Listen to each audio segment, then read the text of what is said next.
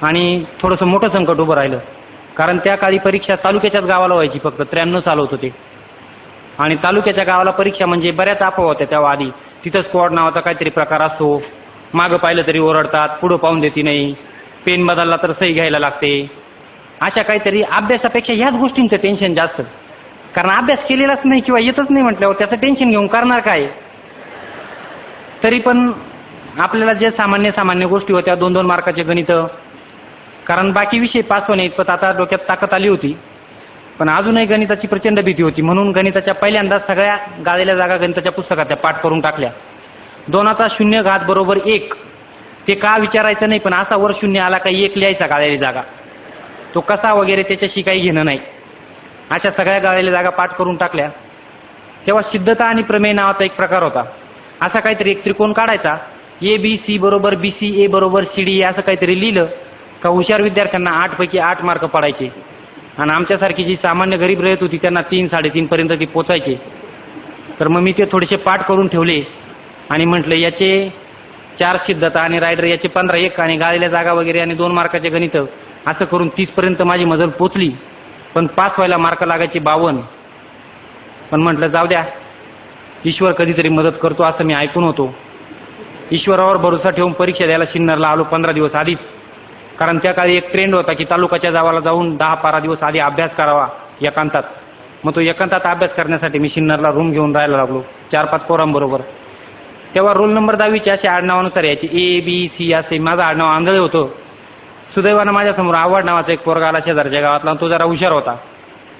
हे मला जसं समजलं तसं मी लगेच त्याची खुशामत करायला सुरुवात केली. त्याचा रोज एसटीकडे जाऊन डबा आणणे, त्याच्या सायकलला हवा मारून आणणे, त्याला डबल सीट घेऊन इकडे तिकडे फिरणे, असे धंदे मी चालू केले. कारण त्याला काय माहिती हा पुढे काय करणार आहे ते.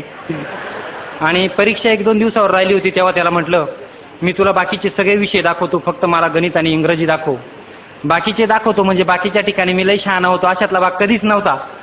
पण तरी उगत काहीतरी आश्वासन त्याच्याकडून काहीतरी घ्यायचं, म्हणजे आपलं काहीच नाही तर काहीतरी घेऊन टाक बुवा, म्हणून त्याला ते आश्वासन दिलं. अगोदरची 10-15 दिवसाची सेवा पाहून तोही थोडा खुश होता. तो म्हटला ठीक आहे दाखवून देतो. आणि त्यानं मला 10वीत थोडंसं गणित आणि इंग्रजी दाखवलं. आणि 1993 मी 54.42% की जे माझ्या आयुष्यातले सर्वोच्च मार्क होते ते घेऊन पास झालो. आणि एकदाच 10वीच्या संकटातून सुटलो म्हणून श्वास सोडला. 10वी संपली, मग लगेच मला पुढे ते 3000 रुपये दिसत होते ITI केल्यानंतर. लगेच ITIकडे धावलो. ITIचा फॉर्म भरला आणि 1 वर्ष ITI करून घेतला. सरकारी ITIमधून सातपूरमधून 1 वर्षाचा एक ट्रेड केला आणि एका कंपनीत कामगार म्हणून कामाला लागलो. 1200 रुपये महिना. माझ्या तालुक्यात 3 गोष्टी आहेत. एक तर पोरगा पोलीस कॉन्स्टेबल होतो, ते नाही जमलं तर मिलिटरीत जातो, नाहीतर मग तो ITI करतो. पोलीस होणं किंवा मिलिटरीत जाणं याच्यासारखे आपलं शरीर नाही याची मला जाणीव होती, म्हणून मी ITI केला होता. पोलीस पोरगा झाला तर त्याला 1 लाख हुंडा मिळतो, मिलिटरीत गेला त्यालाही तेवढाच मिळतो. पोरीच्या अंगावर पुन्हा 3-4 तोळे पण येतात. आणि कंपनीत असेल तर त्याला 25,000 आणि एखादा तोळा मिळतो. म्हणजे मी कंपनीत लागल्यावर 25,000चा माणूस झालो होतो.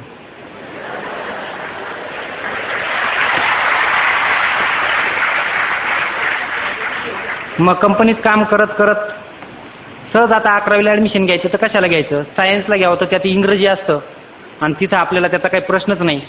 कोणीतरी सांगितलं होतं की कॉमर्सला ॲडमिशन घेतल्यावर त्यातनं CA वगैरे असं काहीतरी होतं, पण ते पाहिलं तर दुसरा एक म्हटलं त्यात खूप टोटला मारायला लागतात गणिताच्या. म्हटलं हे आपलं गरीबाचं काम नाही, गरीब म्हणजे बुद्धीने. म्हणून मग मी आर्ट्सला ॲडमिशन घेतलं आणि 11वी-12वी आर्ट्समधनं झालो. सायमल्टेनियसली मी कंपनीत काम करत होतो. 12वी पास झालो म्हणून 13वीला ॲडमिशन घेतलं. 13वी-14वीला पुन्हा मला AT-KT लागली आणि 1999 साली मी 15वी पास झालो. 50% मार्क पडून 50.83. तोपर्यंत कंपनीत माझा पगार 1800 रुपये झाला होता. घरच्यांच्या अपेक्षा उंचावल्या होत्या, कारण पोरात वय आता 22 वर्ष झालं होतं. म्हणजे आता याला एक 25,000 मिळतील, लग्न वगैरे करून 2चे 4 करून दिले का तो शेट ज्याने चोच दिली तो चारा पण देईल, मग हा पोरगा काय करायचं ते त्याच्या तो पाहून घेईल, अशा हिशोबाने घरचे 2चे 4 करायच्या तयारीत होते. पण त्याच वर्षी मला संजय शिंत्रे नावाचा एक पोरगा भेटला. PSI झालेला होता तो. PSI म्हणजे प्रचंड मोठी पोस्ट, कारण मी त्याच्या आधी PSI पाहिलाच नव्हता. त्यातल्या त्यात तो माझ्याशी बोलला. ज्या दिवशी तो संजय शिंत्रे PSI माझ्याशी बोलला त्या दिवशी मला रात्रभर झोपच आली नाही, कारण गावात सदा पोलीस आला तरी अख्खं गाव पाहायला येतं त्याला कशाला आलाय, आणि PSI बोललाय म्हटल्यानंतर झोप नाही येणं साहजिकच आहे. रात्रभर झोप आली नाही म्हणून दुसऱ्या दिवशी उठलो परत त्याच्याकडे गेलो. म्हटलो बाबा रे हे व्हायला काय लागतं. तो म्हटला काय नाही, याला 15वी लागतं, थोडाफार 2-3 वर्ष अभ्यास करायला लागतो. पुन्हा 2-3 वर्ष अभ्यास म्हटल्यानंतर मग परत म्हटलो नको राव, आपल्याला काही जमणार नाही, कारण अभ्यास हा आपला प्रांतच नव्हता. आणि त्यातल्या त्या 3 वर्ष म्हटल्यानंतर तर म्हटलो नकोच. पण तरी डोक्यात कुठंतरी वाटायला लागलं की याला आपल्याला साधं PSIला भेटलो तरी काल झोप नाही आली, ट्राय करायला काय हरकत आहे म्हटलं. असंही वाटोळ झालेलं आहे, तसंही वाटोळ झालेलं आहे, काहीच नाही झालं तर गावाला जाऊन शेती तर करता येईल. म्हणून मी 99 साली कंपनी सोडून द्यायचा निर्णय घेतला आणि 4 ऑगस्ट 2000 मध्ये पुण्याकडे रवाना झालो PSI होण्यासाठी. जशी का कंपनी सोडली तशी घरच्यांनी जोरात बोंबाबोंब करायला सुरुवात केली. चांगला कामाधंद्याला होता, बेकार झाला, तुझं तिकडे वाटोळं कर, आमच्याकडे रुपया मागू नको. कंपनीमध्ये काम करून 7-8-10 हजार रुपये सावरले होते, त्याचा जरा कॉन्फिडन्स होता. त्याच्याजवळ पुण्याला गेलो. पुण्याला गेल्यानंतर पुण्यात माझं कुणीही ओळखीचं नव्हतं, पुणे विद्यापीठामध्ये कुठंही कुणी ओळखीचं नव्हतं. पहाटे 4 वाजता शिवाजीनगरला उतरलो आणि 7 वाजता एक समोर इस्त्रीचं दुकान उघडलं होतं. तर त्याच्यामध्ये कपडे ठेवले इस्त्रीच्या दुकानामध्ये. त्याला म्हटलं हे 2 इस्त्री कर ड्रेस आणि या बॅगा पण थोड्या वेळ राहू दे म्हटलं. खरं तर मला कपडे इस्त्री करायचेच नव्हते, कारण आधी कधी इस्त्रीचे कपडे घातलेच नव्हते. मला त्या बॅगा ठेवायच्या होत्या त्याच्याकडं. मग त्यानं ते इस्त्री केले आणि मी 7-8 दिवस त्याच्याकडे फिरकलोच नाही, कारण तोपर्यंत माझी कुठं राहायची सोयच झाली नव्हती. मी रोज दिवसभर पुण्याच्या जयकर विद्यापीठ लायब्ररीमध्ये जायचो, तिथं वाचत बसायचो काहीतरी आणि रात्री शिवाजीनगरला येऊन झोपायचो. तेव्हा पावसाळ्याचा सीझन होता. शिवाजीनगरला झोपायचो म्हणजे रात्री 12:30 वाजेपर्यंत शेवटच्या गाड्या असतात, तोपर्यंत झोपून देत नाही. परत सकाळी 4:30 पासून गाड्या लागतात, लगेच पोलीस कॉन्स्टेबल येऊन काठ्या मारायला सुरुवात करतात, उठा उठा गाड्या लागल्या. म्हणजे असे माझे 12 ऑगस्टपर्यंतचे दिवस निघून गेले. म्हणजे 8 दिवस मी शिवाजीनगरला काढले आणि 13 तारखेपासून पुण्यामध्ये माझ्याकडं एक मित्र होता, त्याच्याकडे माझी राहायची सोय झाली. पुण्यात पण सोय झाली म्हणजे तिथं हॉस्टेल जे मिळतं ते मेरिटवर मिळतं 15वीच्या मार्कांच्या. आणि आपल्याला मेरिट हा प्रकार माहीत नव्हता. मला 50% होते, 65%च्या पुढच्यांना हॉस्टेल. त्याच्यामुळं आपल्याला हॉस्टेल मिळायचा काही प्रश्नच नव्हता. घरून पैसे मिळणार नाही याची जाणीव होती, म्हणून म्हटलं दुसरा काहीतरी प्रकार करावा. म्हणून कमवा आणि शिका नावाची एक पुणे विद्यापीठात योजना आहे, तिच्यात काम करायचं ठरवलं. सकाळी 5:30 ते 8:30 प्रत्येक तासाला 10 रुपये रोज मिळायचा, म्हणजे दिवसाला मला 30 रुपये मिळायचे. 8:30 पर्यंत काम करायचं, नंतर हॉस्टेलवर जाऊन थोडीफार आंघोळ बिंघोळ करून यायची, लगेच लायब्ररीतून अभ्यास करायला सुरुवात करायची. असं चालू केलं. करता करता 2003 मध्ये MA झालो. त्याला पण मला 55%पेक्षा कमी मार्क पडले आणि जीवनात एक जी अपेक्षा होती की कधीतरी चुकून झालो तो प्राध्यापक हो, शेटनेट नावाचा काहीतरी प्रकार असतो तो करून, तो पण पर्याय बंद झाला. म्हटलं पुन्हा आता MPSC नावाचा प्रकारच करायला लागेल. आतापर्यंत MPSCचा अभ्यास करतच होतो, राज्यसेवा मेन्स नावाचा जो प्रकार असतो तिथपर्यंत मी पोचलो होतो, पण त्यातनं मला काय फायनल पोस्ट मिळाली नव्हती. 2004-05 मध्ये PSIची एक जाहिरात आली होती, तेव्हा खूप जीव काढला आणि त्या वर्षी PSI झालो, की जे माझं टार्गेट होतं. PSI झाला म्हणजे पोराचा रेट होतो 11 लाख रुपये. मला लगेच ते 11 लाख दिसायला लागले. मनाला एकदम बरं वाटलं, कारण मी स्वतः PSIशी बोलल्यानंतर मला झोप आलेली नव्हती. म्हटलं आता कितीतरी लोकांची अशीच अवस्था होईल माझ्याशी बोलल्यानंतर, आणि म्हटलं आता घरी जावं.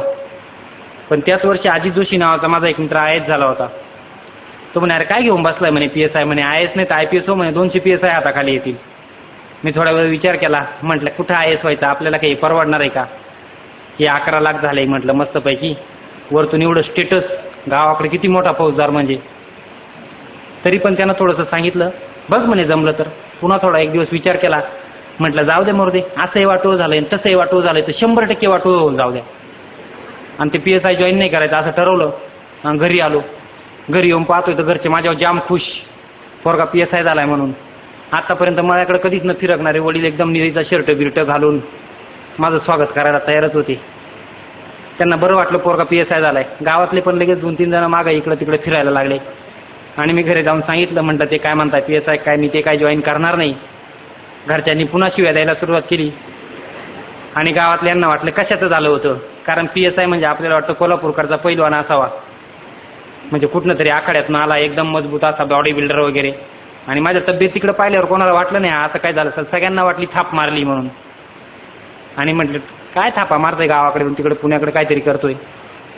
आणि आतापर्यंत MPSCचा अभ्यास करता करता मी ते फुले, शाहू महाराज, आंबेडकर, शिवाजी महाराज, कर्वे असे वाचायचो आणि मला मधून मधून समाज सुधारण्याची झटके यायची, कारण ते वाचल्यानंतर डोक्यावर परिणाम होतच ना, म्हणतात ना शिक्षण वाघिणीचे दूध आहे ते पेले का झटके येतात, तसे मला ते यायचे. तर लहान भाऊ शेती करत होता, त्याचं वय 24-23 वर्ष झालं. तर घरचे प्रत्येक वेळेस गेले का पिपाणी वाजवायचे, तुझ्यामुळे याचं अडून राहिले, याचं तरी लग्न करून दे. मग ते PSI होऊन गेलो त्या नादामध्ये, म्हटलं याचं लग्न करून टाका, म्हटलं माझ्या काय नादी लागू नका. मग त्याचं एका ठिकाणी जमवायला गेलो.